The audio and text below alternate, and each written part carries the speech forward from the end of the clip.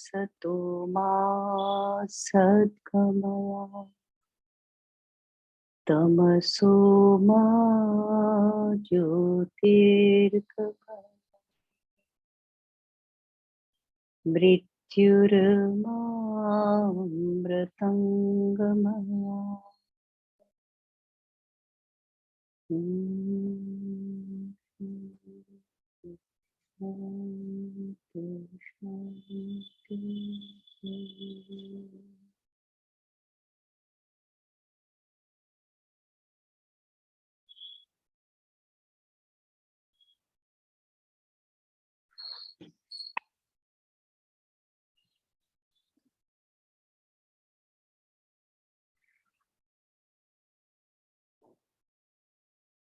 योग विशिष्ट हमें बार बार ये संदेश दे रहा है कि संसार सच है या झूठ है।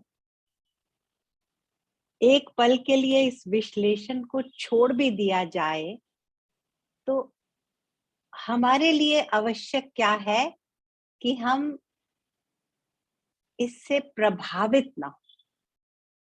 इसमें जो सुख और दुख आते हैं और उससे हमारा मन डोलता रहता है, तो साधक को हर प्रयास करना है कि अपने को वो स्थिरता में जीवन आ सके।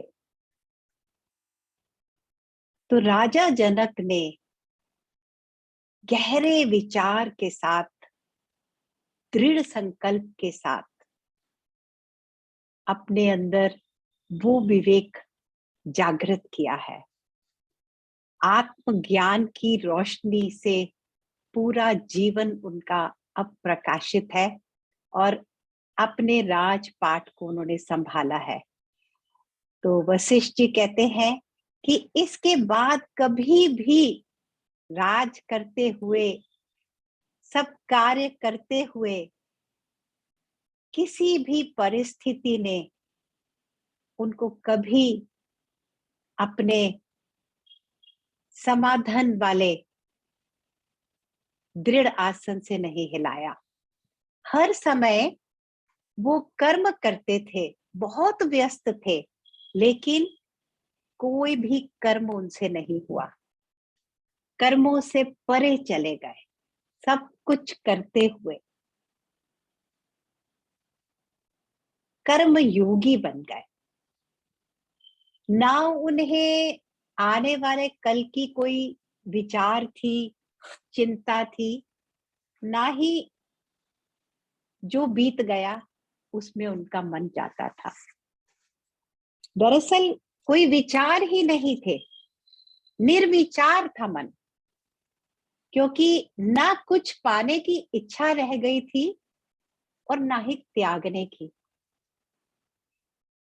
ऐसे ज्ञानी पुरुष होते हैं, कहते हैं, जिनके लिए पत्थर, सोना, चोर, गुरु सब एक दृष्टि से सबको देखने लगते हैं, कुछ भी अंतर ही नहीं रहता उनकी दृष्टि में। ये जो दृष्टि में हमारी बार बार ऐसा है ना, ये अच्छा है, ये बुरा है, ये प्रिय है, ये अप्रिय है, ये प्रिय और अप्रिय का जो धारणा है, वशिष्ठ जी कहते हैं राम जी इसको तो त्याग ही दो। क्योंकि जब विवेक जागता है, जब ऐसा आत्मज्ञान जागता है, तब दिखते हैं कि सब जगह केवल उस पर ब्रह्म का ही वास है।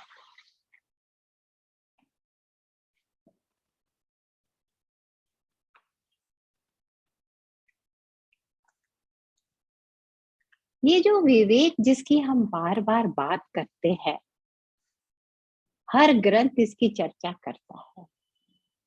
परिभाषा भी हमने बहुत बारी इसकी सुन ली कि सत्य और असत्य के बीच में अंतर समझ आने लगे। लेकिन ये बहुत सूक्ष्म है। इसको पाने के लिए बहुत पवित्रता, सूक्ष्मता से साधना करने से ये विवेक जागता है।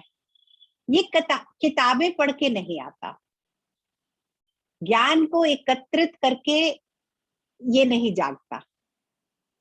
तो वशिष्ठ जी कहते हैं बार बार चिंतन करते रहो, निरंतर अभ्यास करते रहो, और जब इंद्रियों के सुख आकर्षित करने लगे, उनके ऊपर संयम का प्रयोग करो और हमेशा अपने को याद दिलाते रहो कि ये सब टेम्पररी है। ये 3 चीजों को तो छोड़ना ही नहीं। याद रखना कि ये सब टेम्पररी है।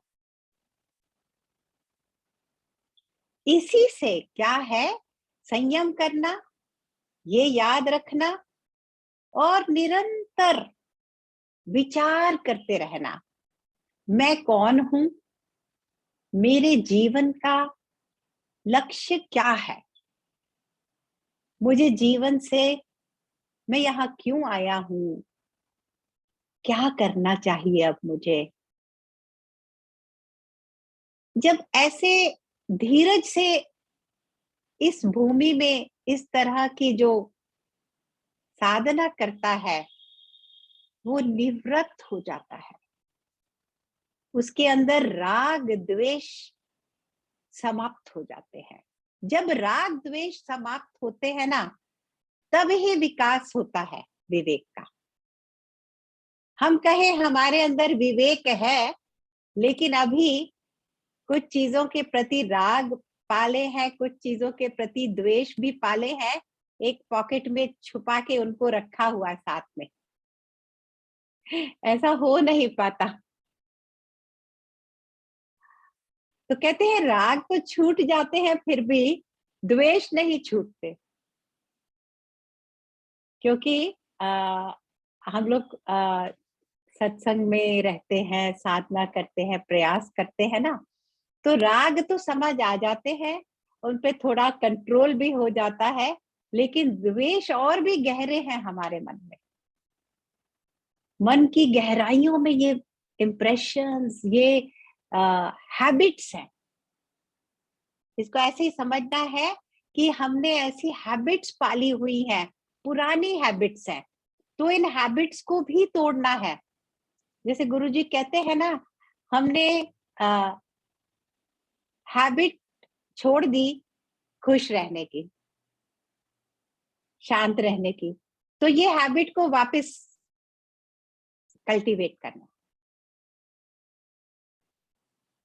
कैसे हमें खुश रहना है।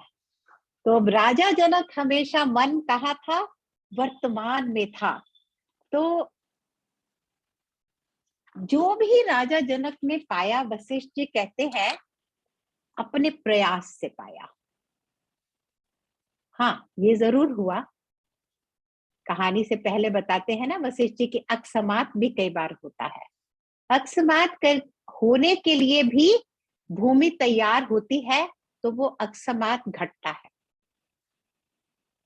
राजा जनक ने जब वो ज्ञान के वाक्य सुने, तो उनका विवेक उस समय टपक पड़ा, जैसे कहते हैं ना फल रेडी था, तो फल टपक पड़ा, उधर कौवा बैठा। ऐसे ही उनके साथ हुआ है। वो ज्ञान सुना है और वो विवेक पूरी तरह से अब प्रकाशित हो उठा। तो ये जो विवेक है, जिसके पास इसका जीवन में कभी कभी लगता है ना, कितनी बार हम ऐसे सोचते हैं, जब आसपास देखो लोगों को, प्रॉब्लम्स तो किसकी लाइफ में नहीं आती। ज्ञान सुनने से जो भी करते हैं, संसार अपना स्वभाव तो नहीं छोड़ता। संसार का स्वभाव तो है ही, कभी सुख कभी दुख, कभी गर्मी कभी सर्दी। भगवत गीता में भी भगवान ने कहा है ना, ये संसार ऐसा ही है, यहाँ सुख दुख गर्मी सर्दी भूख प्यास ये सब लगा रहेगा, अर्जुन इनको सहन कर। तो ऐसा नहीं है कि कोई भी इनसे बच सकता है, लेकिन ये विचार कितनी बार मन में आता है कि हमारे जीवन में अब ये सब आया, तो कितना प्रोटेक्शन भी मिल रहा है, और अपने अंदर भी वो सामर्थ्य जाग उठा है कि हम अपने को फिर भी संभाल सकते हैं, परिस्थितियों को देख सकते हैं, संभाल सकते हैं, बड़ी से बड़ी समस्याओं का भी सामना करने के एक अंदर से कॉन्फिडेंस जाग रहा है हम सब में।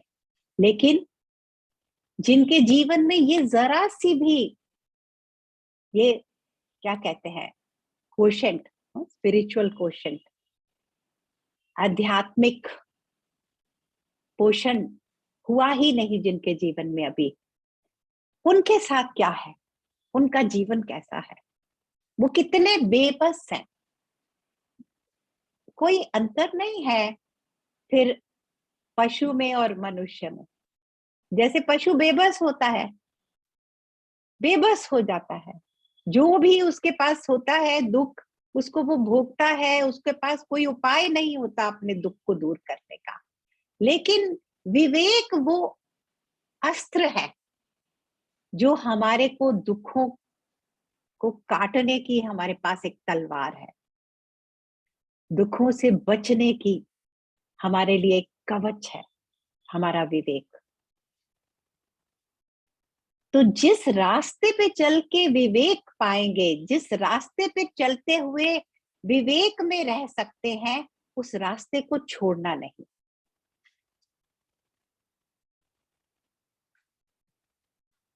तो वशिष्ठ जी कहते हैं कि देखो कितनी विडंबना है कि जो हमारे लिए सबसे आवश्यक है उसका प्रयास नहीं हम करते, और इतने सारे काम जो ना भी करेंगे तो भी वो होने ही वाले होते हैं, उनमें हम व्यस्त हैं। सारे शास्त्र ये बात कहते हैं कि जो सुख और दुख आने होते हैं वो आते हैं जीवन में। हम प्रयास किसके लिए कर रहे हैं?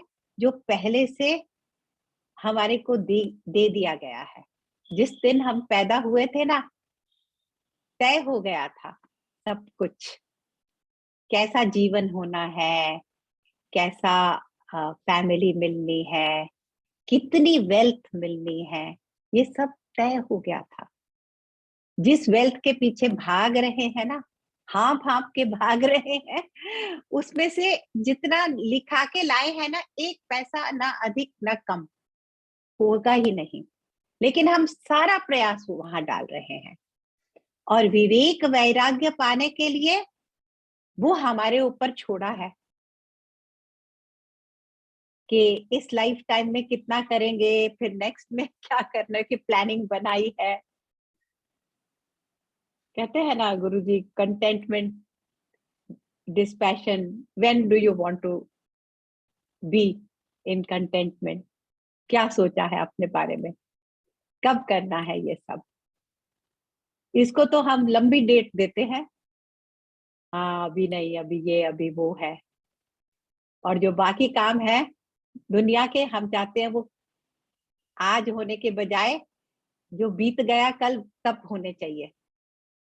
We want everything in the world by yesterday, but जो हमारे लिए सबसे इम्पोर्टेंट है वो हम उसके लिए प्रयास नहीं करता इंसान।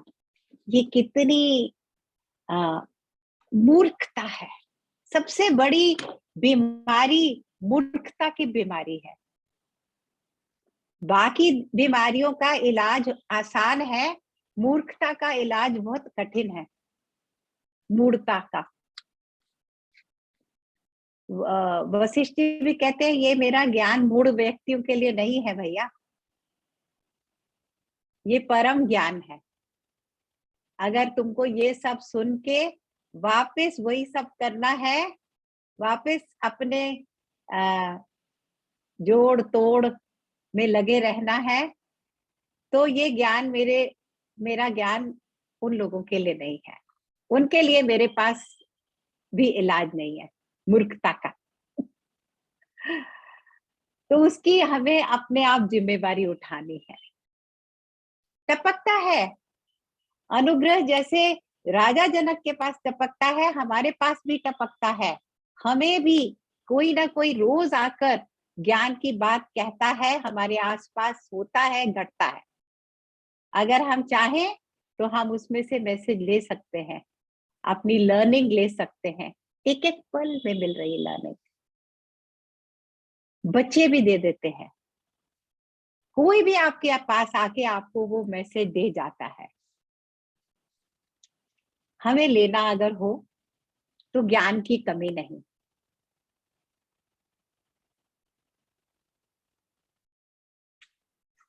तो जिसके पास ये विवेक होता है उसके जीवन में ना फिर राग और द्वेष के भूत प्रेत नहीं रहते। ये भूत और प्रेत है जो हमने चिपकाए हैं अपने साथ। तो इनको, इनसे पार पाने के लिए ये विवेक। तो इसलिए राम जी तुम इस विचार शक्ति को मत छोड़ो, निरंतर विचार करते रहो कि तुम कौन हो, ये जीवन क्या है, ये संसार क्या है और तुम्हारा लक्ष्य क्या है। जैसे राजा जनक ने किया है, तब तुम्हारे रास्ते में ना कोई रुकावट भी नहीं आएगी। जब तक जीवन में ऑब्स्टिकल्स आ रहे हैं तब तक हमें मानना है कि हमारे प्रयास में कमी हो रही है। जब जीवन में ऑब्स्टिकल्स नहीं आते ना, तब पता चलता है मन संयम में है, मन छोटी छोटी चीजों में नहीं फंस रहा। अब मन अब उस परमात्मा की ओर जा रहा है, केवल उससे प्रेम कर रहा है। अब मन जितना प्रेम होगा उतने ऑब्स्टिकल्स, यहां तक कि कहते हैं ना सब देवी देवता आकर हमारे साथ खड़े हो जाते। पल पल पे हमें सुरक्षा मिलती है, पल पल पे गाइडेंस मिलती है, उसकी कमी नहीं है।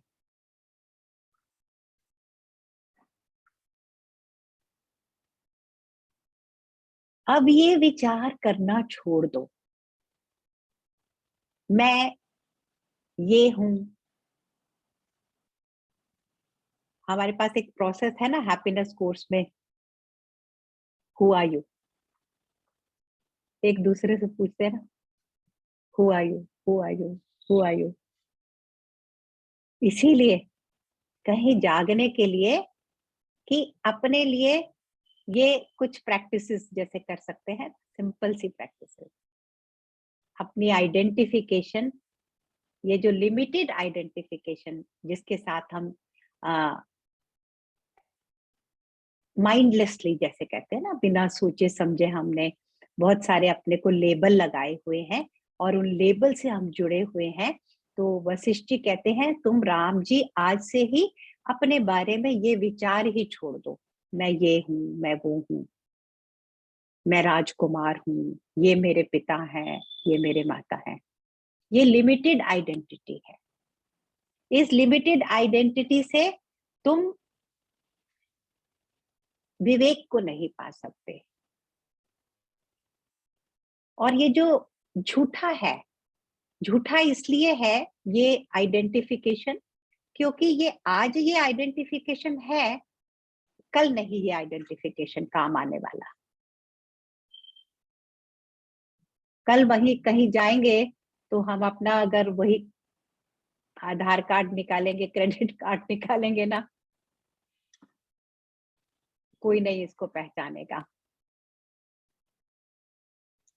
अगर उस विवेक को पाना है, उस आत्मा की रोशनी को प्रकाशित करके उसके ही साथ रहना है। ये गलत है, ये सही है, ये चाहिए मुझे, ये नहीं चाहिए, ये सब कहां से आता है? मैं ये हूं, मैं वो हूं, ये इसकी जड़ है। पहले हम कहते हैं मैं ये हूं, फिर हम कहते हैं ये मेरे हैं, फिर हम कहते हैं तुम ये हो, फिर मैं और तुम के बीच फासले बनाते हैं, फिर कहते हैं ये मुझे चाहिए। मुझको ये कब मिलेगा, या ये मुझे नहीं चाहिए, ये अच्छा है, ये बुरा है। इससे क्या होता है, हम अपने अंदर वासनाओं की परतें जमा रहे हैं, एक के बाद एक, एक के बाद एक, एक के बाद एक। तो अपने मन को अधोगति में जाने से हर समय रोकना है। और ये रोक कैसे लगाएंगे, ये लिमिटेड आइडेंटिटी से विशाल की ओर जाना है, असीम की ओर जाना है। ना मैं हूं, ना ये संसार है। तब ये वासनाओं का जो जाल बिछा हुआ है उसको हम काट सकते हैं अपने विवेक की तेज धार के साथ। और यहाँ एक बड़ी सुंदर बात वशिष्ठ जी कह रहे हैं, अपने मन को अपने मन से काटो। लोहे को काटना होता है तो एक और लोहे की बीम ली जाती है गरम गरम, और उससे काट दिया जाता है, कट जाता है लोहा। लेकिन वो जो दूसरी लोहे की रॉड है वो क्या है, वो तपी हुई है। तो अपने मन के पार पाने के लिए साधक को ऐसे मन से अपने मन को हटाना है जो मन पवित्रता में डूबा हुआ है, जो मन बाहर नहीं, बाहर मुख मन नहीं, वो शक्तिहीन है। जितना मन अंदर अंतर्मुखी होता जाएगा उसके अंदर वो शुद्धता, वो सूक्ष्मता आएगी जिससे ये कर पाते हैं। इसीलिए वशिष्ठ जी ने कहा मन को काटने के लिए मन लगेगा। अगर हम सोचें मन को काटने के लिए पूजा पाठ कर पाएंगे और हो जाएगा, नहीं होगा। केवल भगवान भगवान भगवान घंटियां बजाते रहें, नहीं होगा। दान पुण्य करें, पूरा नहीं पड़ता। अपने मन को साधना पड़ता है।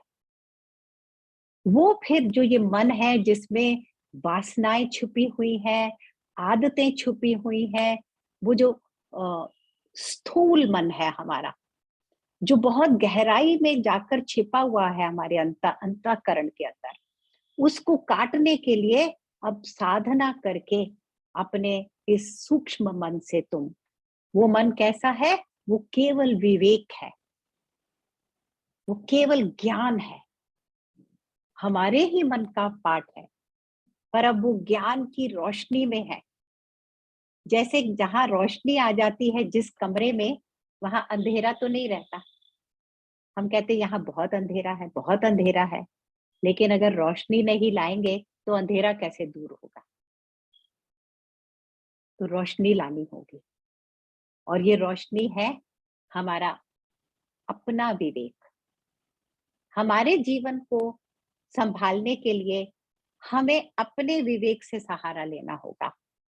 हाँ, ये जरूर कहते हैं गुरुजन कि जब तक तुम्हारा विवेक जागृत नहीं होता तब तक तुम गुरुजनों को उनके अनुयायी बनो, उनका अनुसरण करो, उनकी बातों पे आस्था रखो, श्रद्धा रखो, जैसा उनका जीवन है वैसा जीवन जीने का प्रयास करो।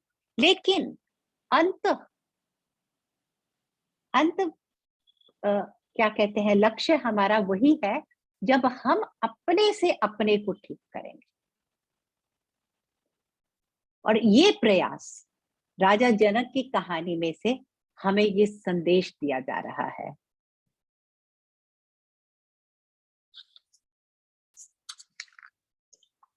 कैसा लग रहा है?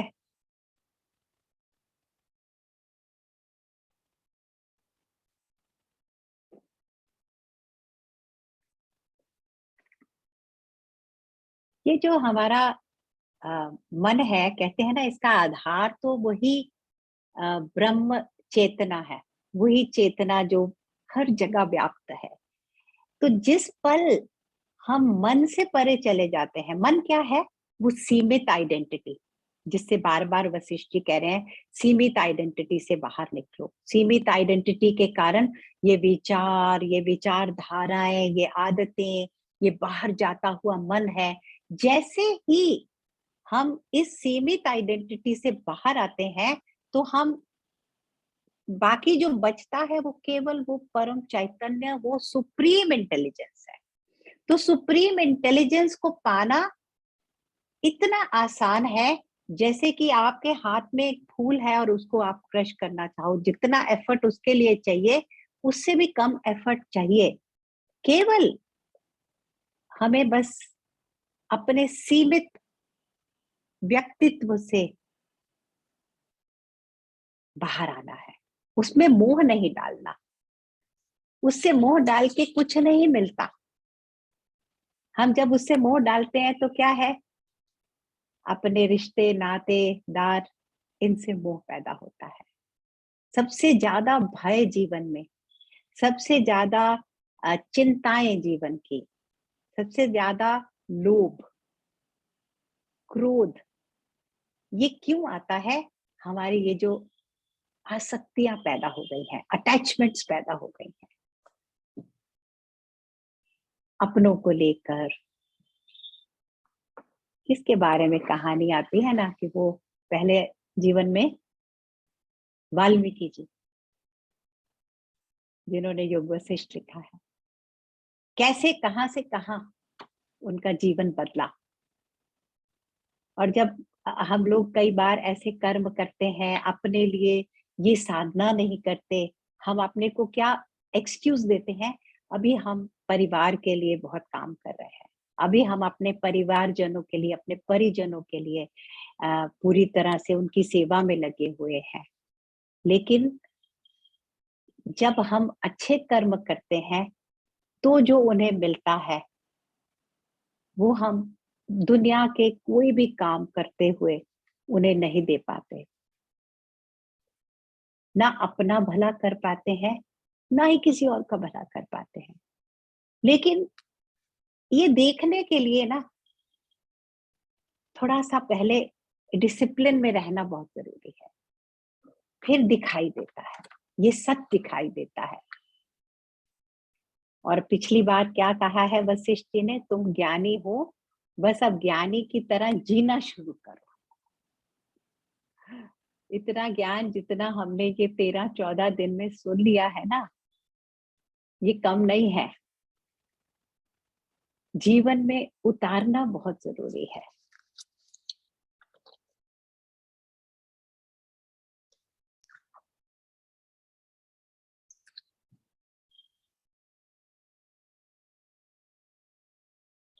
पदार्थों में जो मन आकर्षित हो रहा है, ये बहुत बड़ा बंधन है। जिस पल मन पदार्थों में नहीं जाएगा, उस पल मन निवृत्त हो जाता है। तो पदार्थ का अनुभव ये तब तक बना रहता है जब तक I am so and so, ये आई ईगो हमारी जो है ऑब्जेक्ट्स के लिए, हमारी जो डिजायर्स हैं, ये ईगो बढ़ाती है। और दोनों एक दूसरे के पूरक हैं। जितना जितना हमें संसार से कुछ नहीं चाहिए होता, जब ऐसा जीवन होने लगता है कि मुझे अब यहाँ कुछ भी नहीं चाहिए, मुझे सब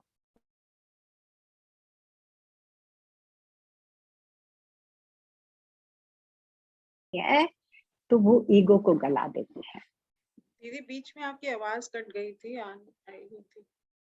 अभी ठीक है? अब आ रही है? हाँ आ रही है दीदी, पीछे के सेंटेंस मिस हो गए, आपकी आवाज चली गई थी। अच्छा,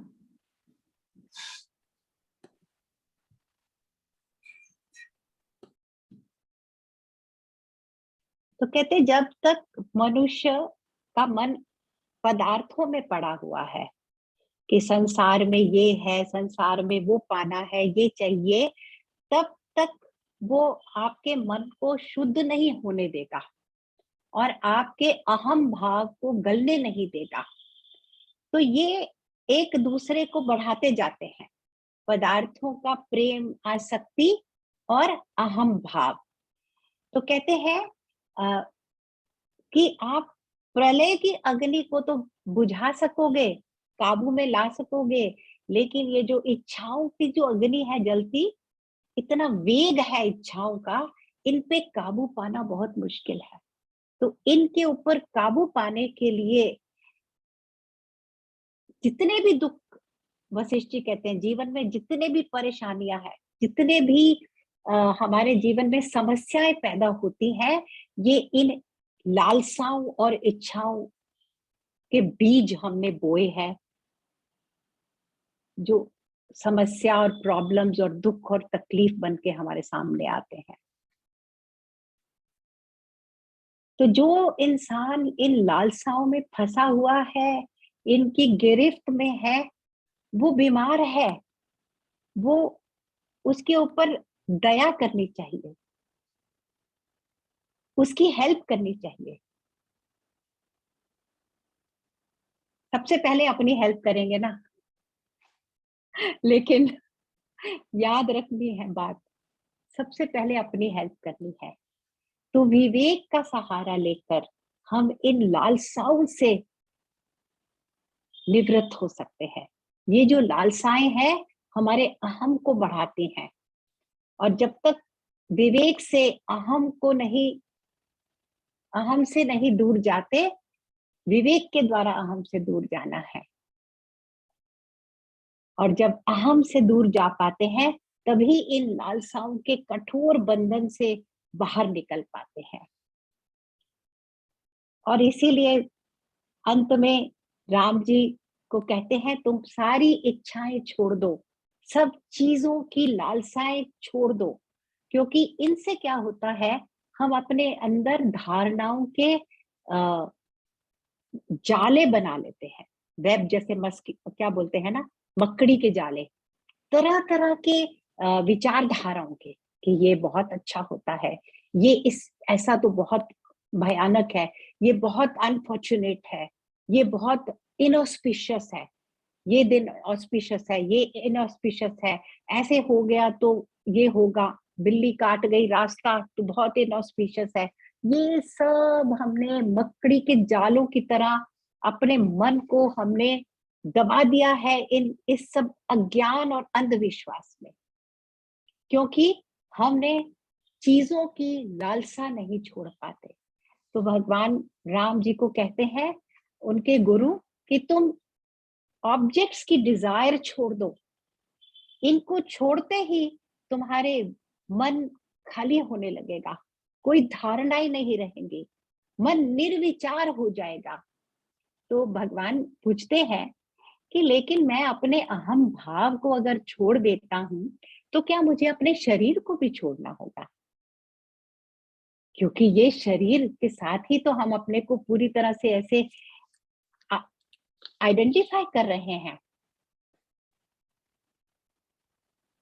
तो कहते हैं ये जो त्याग है, ये शरीर का नहीं होना, त्याग तो हमने धारणाओं का करना है, अटैचमेंट्स का करना है, और ये ज्ञान से हो जाता है या चिंतन करने से होता है।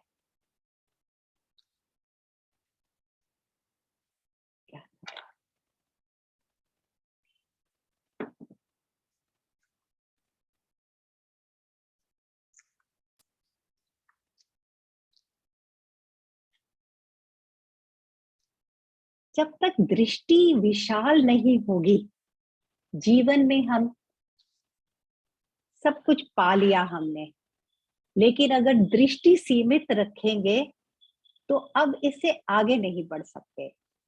तो असीम दृष्टि, विशाल दृष्टि, जिसमें कोई भी लिमिटेशन को जगह ही नहीं देनी।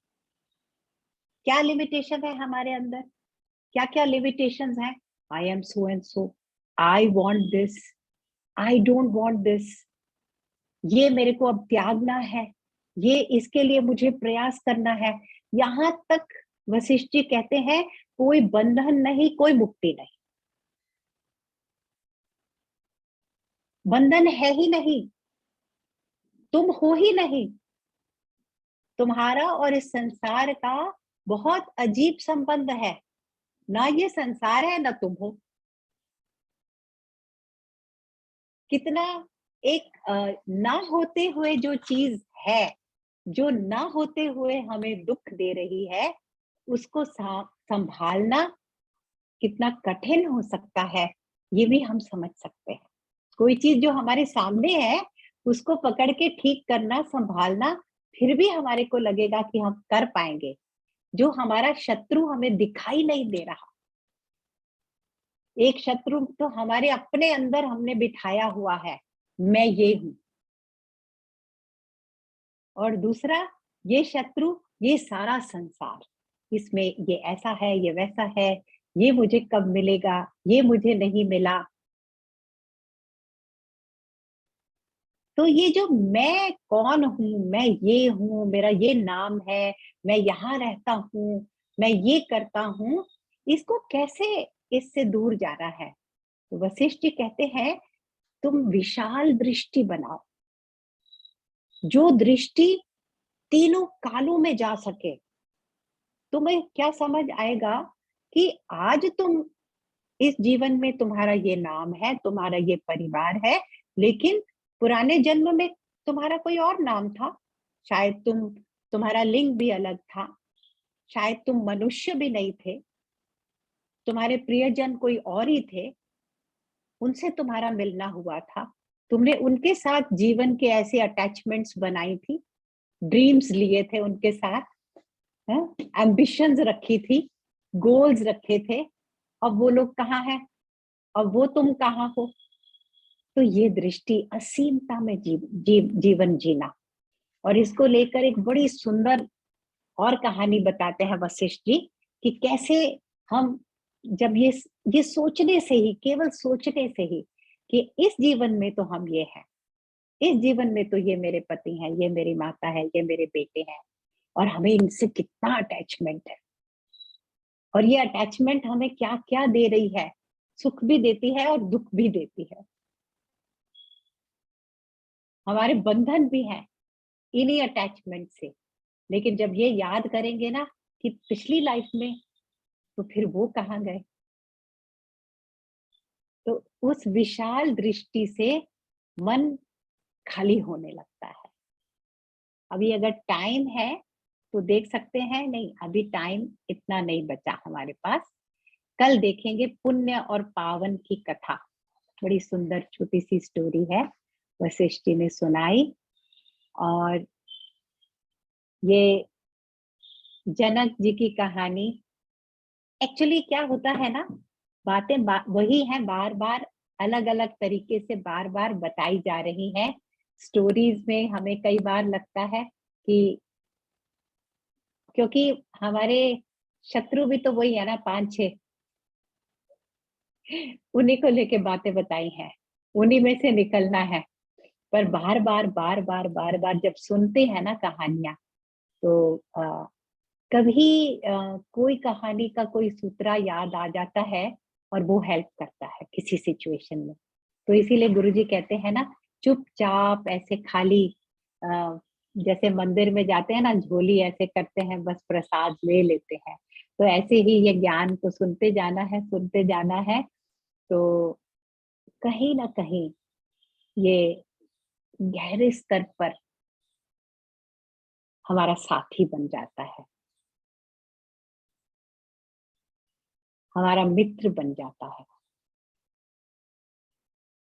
इस विवेक की आज इतनी बात हुई है ना, ये सूक्ष्म, बहुत प्योर, पैनी दृष्टि, एकदम निर्मल, ये ज्ञान, ये शास्त्रों में जो छिपा हुआ ज्ञान है, ये सबसे बड़ा पोषण देता है इस विवेक को। Any questions, any experiences, anybody wants to share?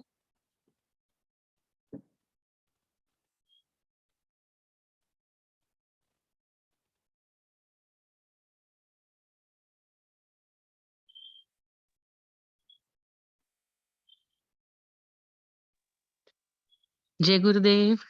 जय गुरुदेव। मेरा एक क्वेश्चन है कि जैसे आपने कहा विवेक से सत्य और असत्य को हम अलग कर सकते हैं, और अपने राग और द्वेष को हम दूर हो सकते हैं। मेरा एक इसके ऊपर ये क्वेश्चन है, जैसे अगर हम विशाल दृष्टिकोण भी कर लें और संसार के सभी को अपना मानते हैं, लेकिन जब अपने ही बच्चों के, अपने बेटे के या बेटी के बच्चे अपने पास आते हैं, कि अपने पोता पोती जब अपने पास आते हैं, तो उनके लिए जो स्नेह होता है, कितना ही हम अपना विशाल दृष्टिकोण कर लें, पर उनके लिए स्नेह अलग ही होता है। उनको देखते ही उनको हग करने का मन करता है, प्यार करने का मन करता है। तो उस टाइम जो ये मोह है, उस मोह से खुद को कैसे अलग करें? उसी के लिए ज्ञान चाहिए ना, कि अ, एक बार बहुत सुंदर एक घटना मैंने जो अपनी आंखों से देखी, आप सुनेंगे वो एक्सपीरियंस मेरा गुरुदेव के साथ। हाँ जी। हम लोग शिमला में थे, तो सत्संग ऐसे हो रहा था, वहां के लोग आए हुए थे। तो गुरुदेव के पास एक लेडी को लेके आए, वो बहुत उदास थी, बहुत रो रही थी। तो किसी ने बताया कि इनकी बेटी को शादी हुई थी, तो इन लॉज ने जला दिया, और बेटी बेचारी उसकी मृत्यु हो गई थी।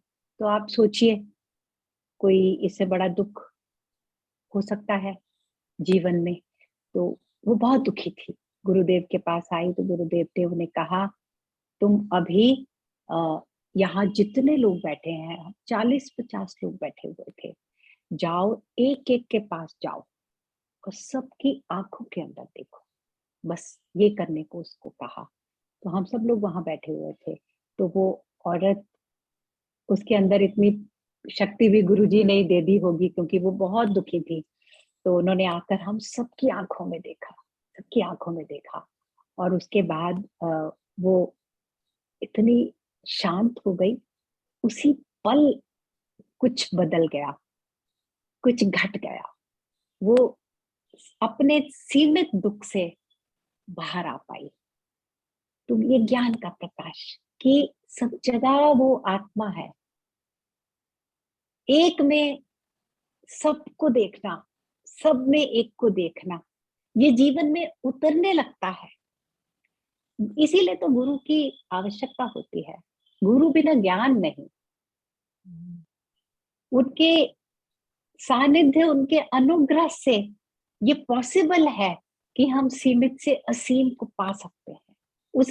उस ये ब्रिज जिस पे चल के हम उस पार जा सकते हैं, ये ब्रिज, वो सत्ता है, वो गुरु का अस्तित्व।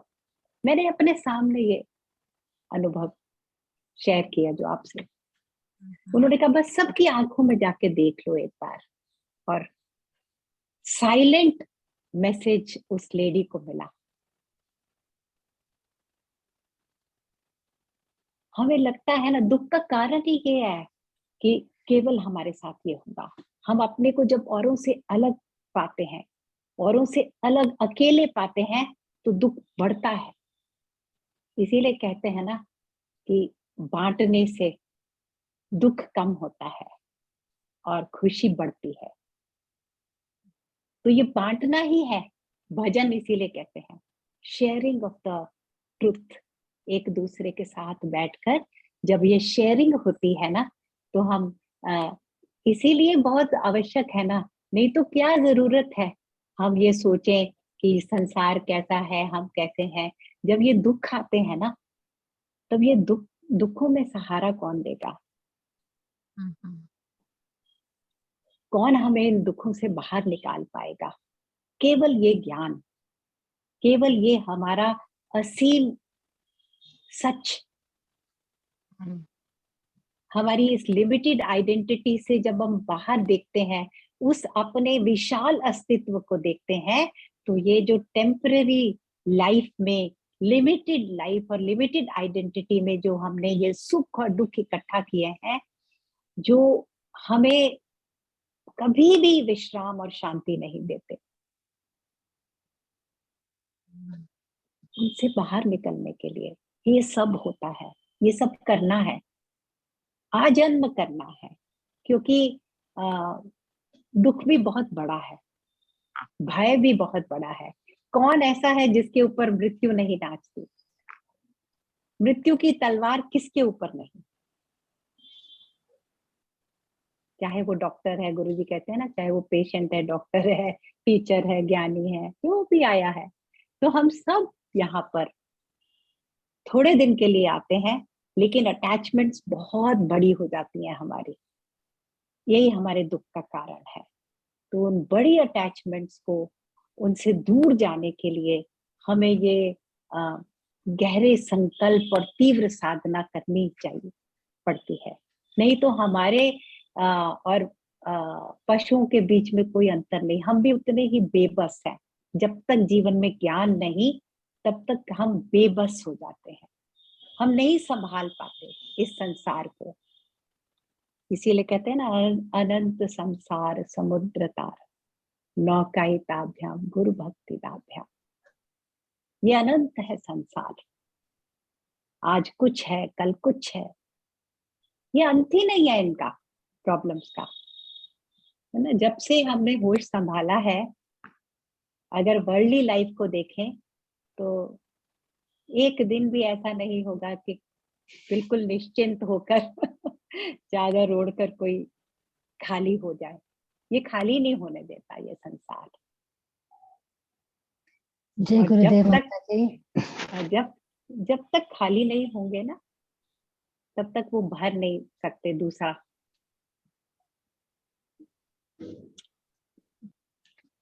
जय गुरुदेव।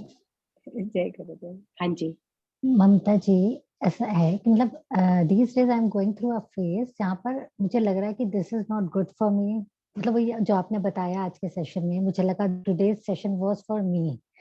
मतलब I look forward to ये सेशन बिकॉज मुझे कुछ ना कुछ ऐसा लगता है कि this is like related to my present state।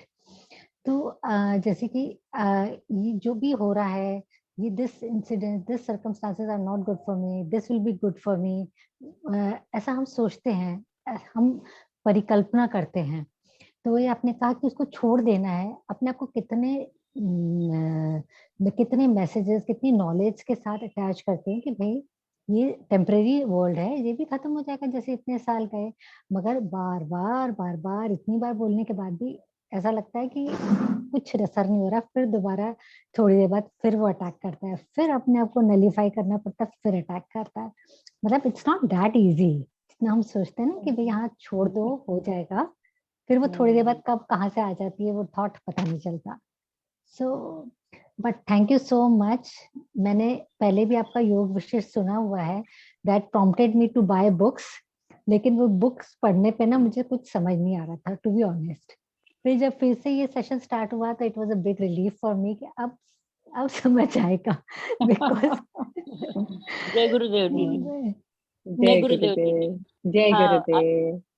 आपने अभी ये बताया ना कि वो लेडी को सबके आंखों में बताने के लिए कहा, वैसा एक्सपीरियंस एक मुझे, मैं बेसिक कोर्स कर रही थी तब पूना के सबसे बड़े न्यूरोलॉजिस्ट हॉस्पिटल के वो आए हुए थे उसमें। और जो हमारे ग्रुप के ये जो थे लीडर, मतलब वो बोल रहे थे कि इस आदमी के चेहरे पर कभी कुछ हंसी भी नहीं है और कुछ इतना सीरियस मूड है, पता नहीं, इसको तुम रुला के दिखाओ। बोले, मैंने कहा मैं कौन होती हूँ इसको रुले, इतना बड़ा आदमी, मैं को कहा, मैं क्या रुलाऊंगी। तो उसमें जो प्रोसेस होती है ना, अपनी एक दूसरे के सामने बैठ के आंखों में देखना, और फिर एक एक जन आगे आगे चलते जाता है, दूसरे के आंख में देखता है। वैसे पता नहीं वो घूमते घूमते जब मेरे सामने आके बैठा और हम दोनों आंख में देख रहे थे, बहुत देर तक उन्होंने रोक के रखा था, मतलब हिलाया नहीं। और पता नहीं थोड़ी देर के बाद में वो रोने लग गए, बहुत जोर जोर से रोने लग गए। हाँ, तो वो अभी आपने जो कहा ना कि वो लेडीज ने